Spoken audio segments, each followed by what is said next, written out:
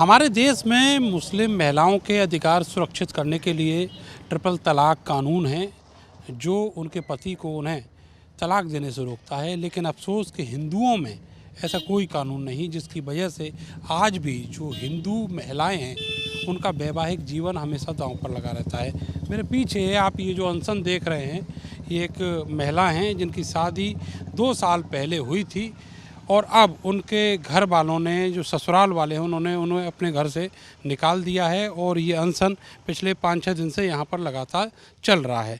वजह यह है कि जो इनका पति है वो बैंक में एक एम्प्लॉय है और अब उनसे निजात पाना चाहता है और लगातार उनके ऊपर मारपीट, उत्पीड़न का जो जुल्म था वो कर रहा था।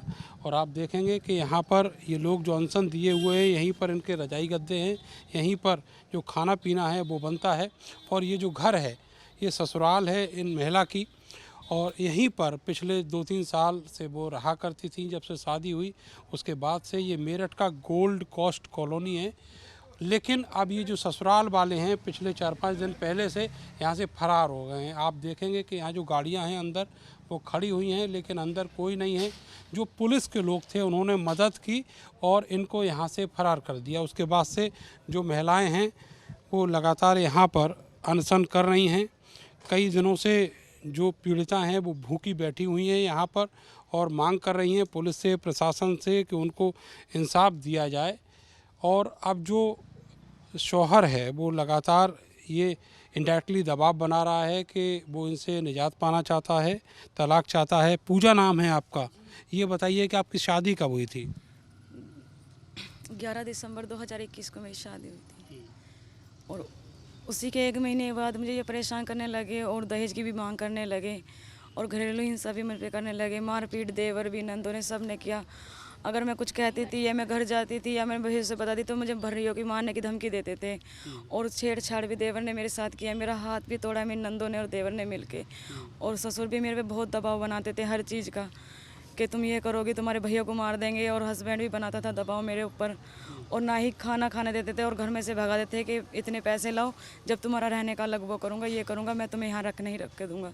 मुझे दूसरी शादी करनी है, तुमसे मेरा कोई मतलब नहीं है। आपके परिजनों ने कितना पैसा खर्च किया था शादी में? परिजनों ने 50-60 लाख रुपये शादी में लगाया था, वरना गाड़ी दी थी मेरे परिजनों ने। ये जो गाड़ी खड़ी हुई है ये वही गाड़ी है जिसका पैसा ससुराल वालों को दिया गया था और उसके बाद ससुराल वालों ने ये गाड़ी खरीदी थी।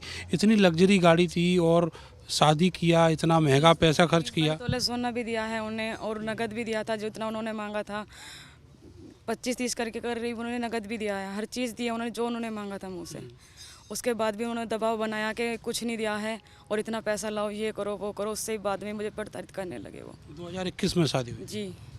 तब से कोई बच्चा वगैरह आपके पास? अभी बच्चा कोई नहीं है जी।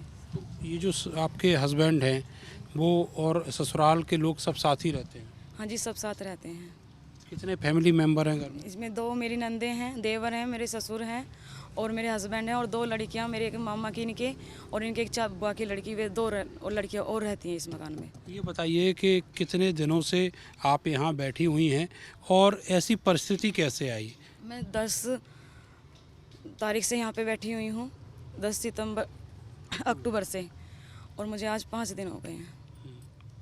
इससे पहले आप कहाँ थी और उसके बाद क्या ऐसा हुआ कि यहाँ आपको आना पड़ा? हाँ जी, इन्होंने मुझे घर पे भेजा हुआ था, मेरे भाई लेके गए थे। मुझे इन्होंने मारपीट करा, पैसों का दबाव बनाया, हर चीज़ से छेड़छानी करी, हर चीज़ करा इन्होंने मुझे जो इन्होंने कहा।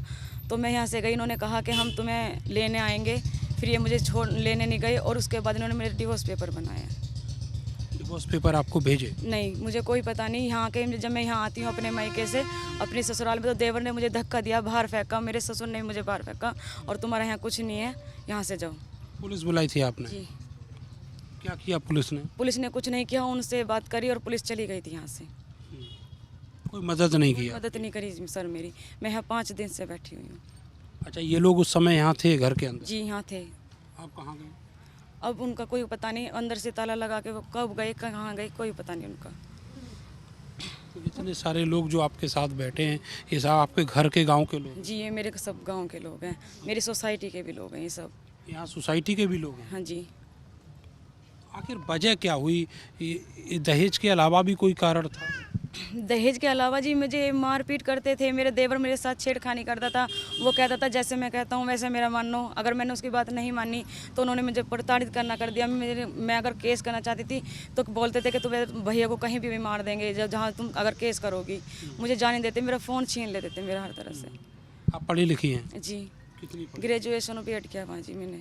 B.Ed किया है जी, आपने। और जो आपके हस्बैंड हैं वो बैंक में जॉब करते हैं, असिस्टेंट मैनेजर है। और उनके जो फादर वो डीलर है प्रॉपर्टी। प्रॉपर्टी डीलर हैं।